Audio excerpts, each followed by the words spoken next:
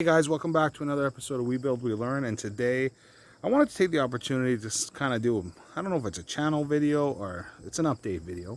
It's been a really busy summer at work and in life in general, and I haven't had a lot of opportunity to do projects, and so I wanted to sort of keep in touch with all of you and talk about what's coming up as far as for projects, or what I hope to get done as projects. There's quite a few to be done, and right now we're August 14th, and there's not a lot of time before winter hits. Still a couple months, but in reality there's not a lot of time. So I'm busy until mid-September, and then I'm off for 2 weeks from work, and so that's where I hope to get the majority of the big projects done. So there are two small projects that I have to do, and so the first one is I want to do a horizontal loop antenna. Really I want to do a receive antenna, and I do have an ideal location. Now it's set up as a little bit different than what's usually seen. For instance, like with a beverage where you want to go a straight line, this is a rectangularly shaped setup. I built some deer fencing about 5 years ago around a section of my yard where I want to do an orchard, more specifically like a permaculture style orchard. I do have a garden there. It's roughly 5,000 square feet, and the top high tension wire of the deer fencing has not been installed yet. So I thought, can I put the last section of the tension wire in and make that also a receive antenna? So let's head over there and I'll show it to you, and then we'll come back and talk about the next project. So this is probably about 100 feet away from my house in the backyard, and right here you can see this area that I have fenced off. So it goes about 160 feet across, and then back 100 feet, back around 160 feet, and then meets back up again at this corner. That's the pool I just installed for my wife, which gives me permission to do some of this work. So the top strand, which is at 8 feet right there, right across all the way around, has not been installed. And so that is the next thing that I'd like to do, is since I have to install that, can I make that into a receive antenna?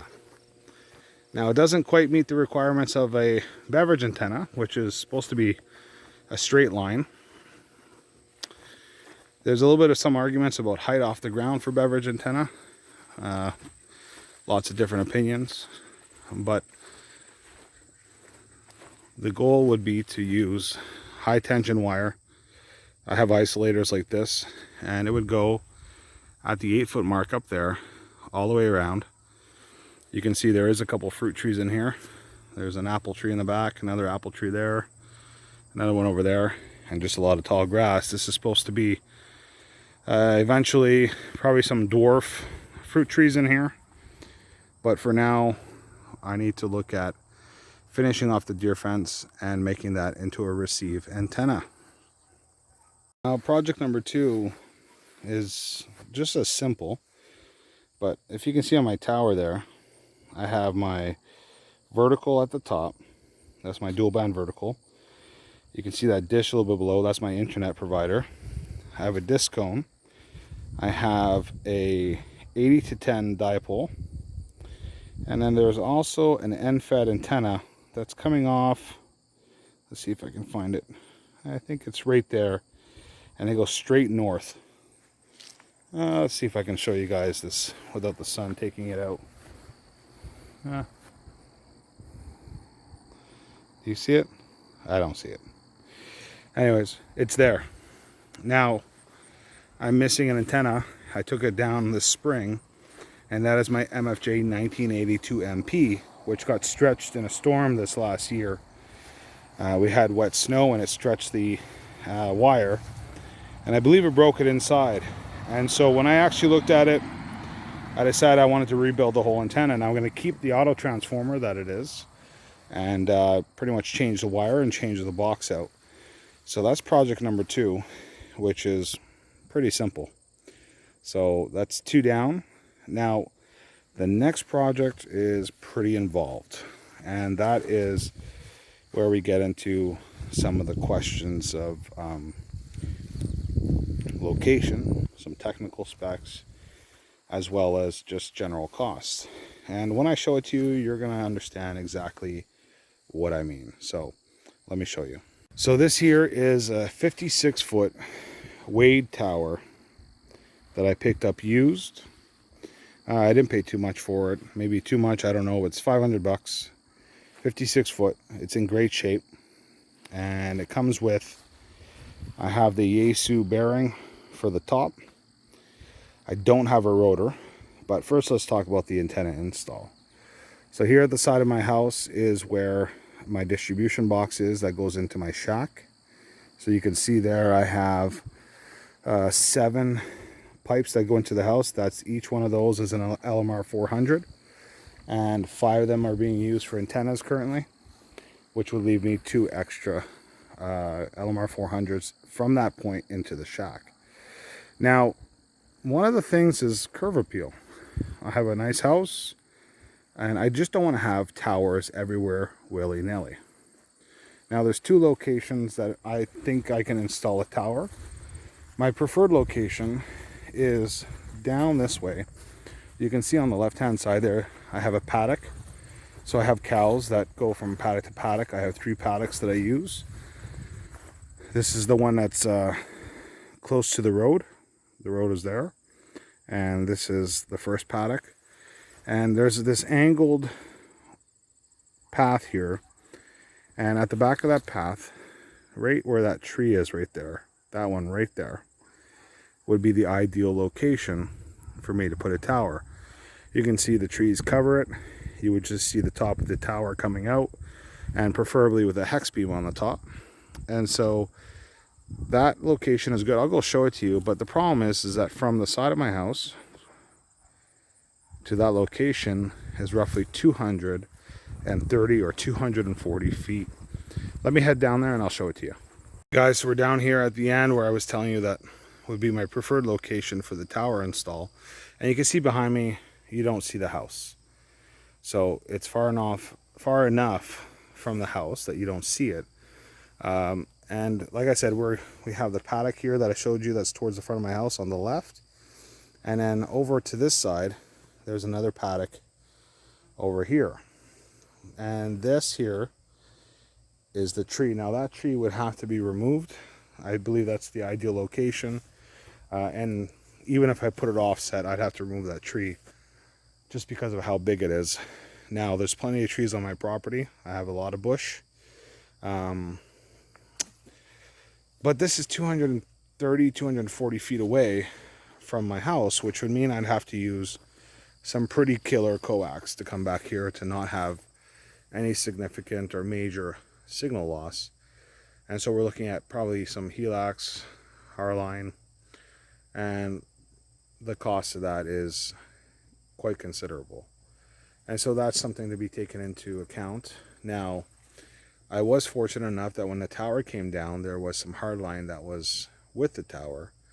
And I have roughly 130, 150 feet of hardline, 1/2 inch, that I was able to get from the tower.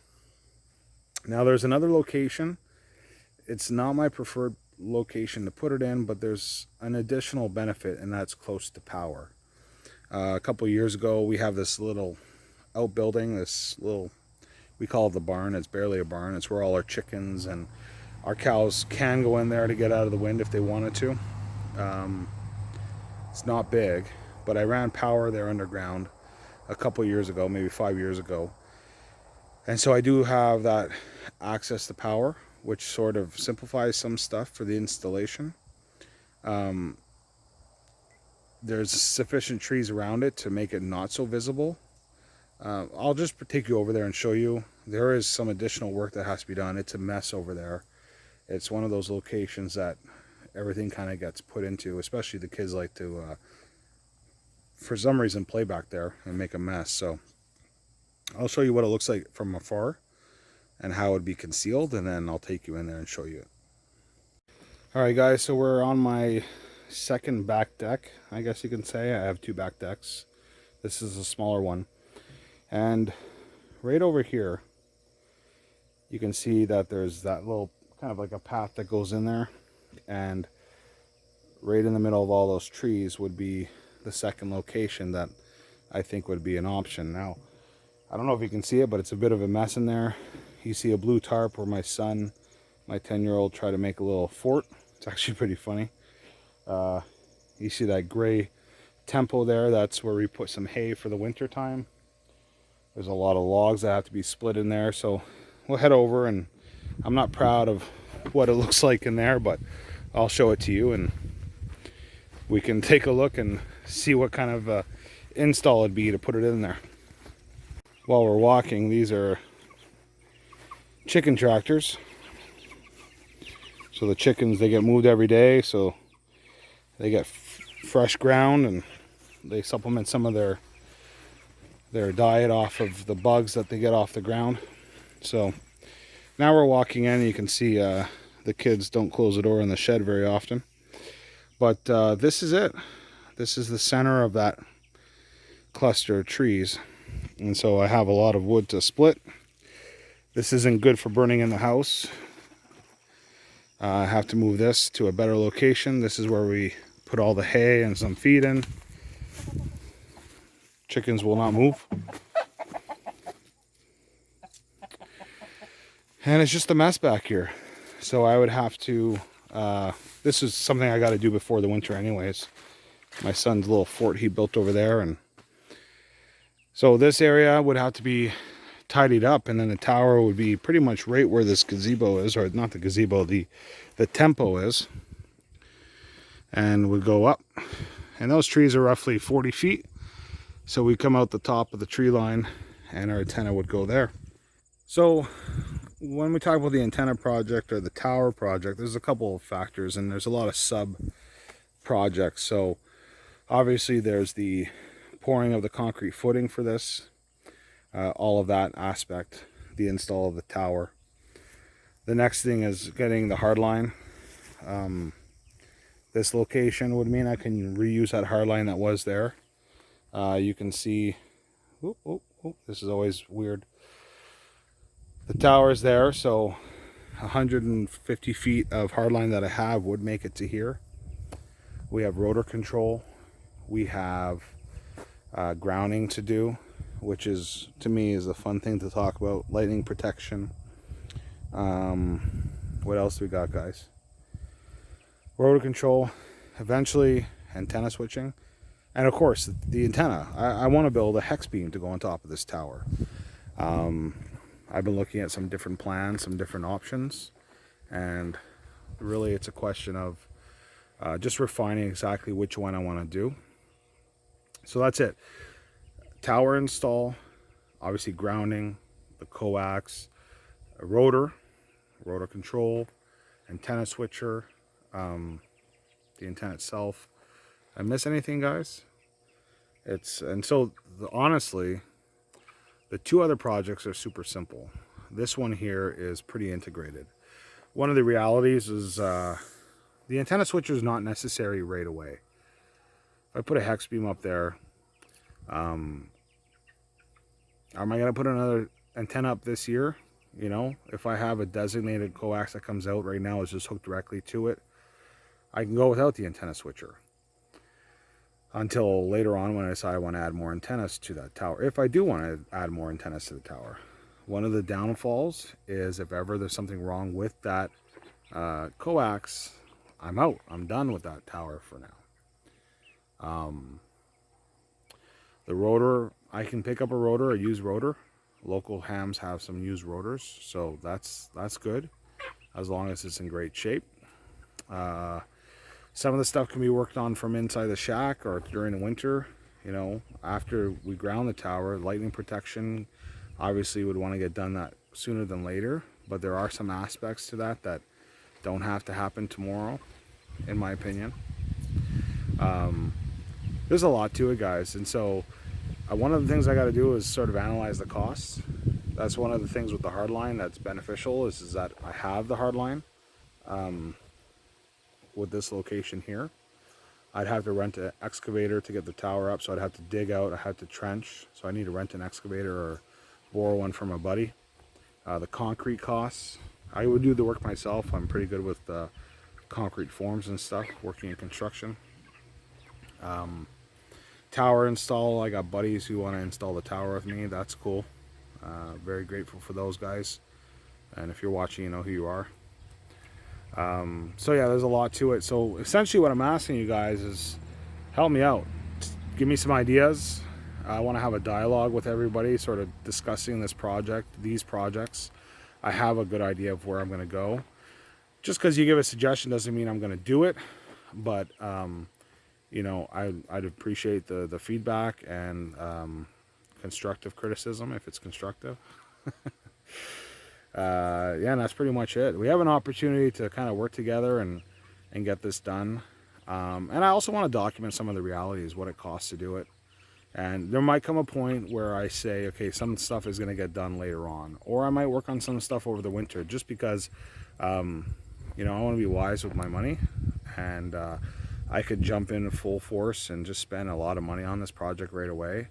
But that's not wise.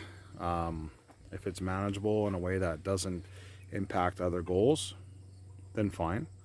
And yeah, that's pretty much it, guys. So I hope you understand exactly what's going on, what the projects are, and if you feel like you have some input, feel free to leave it.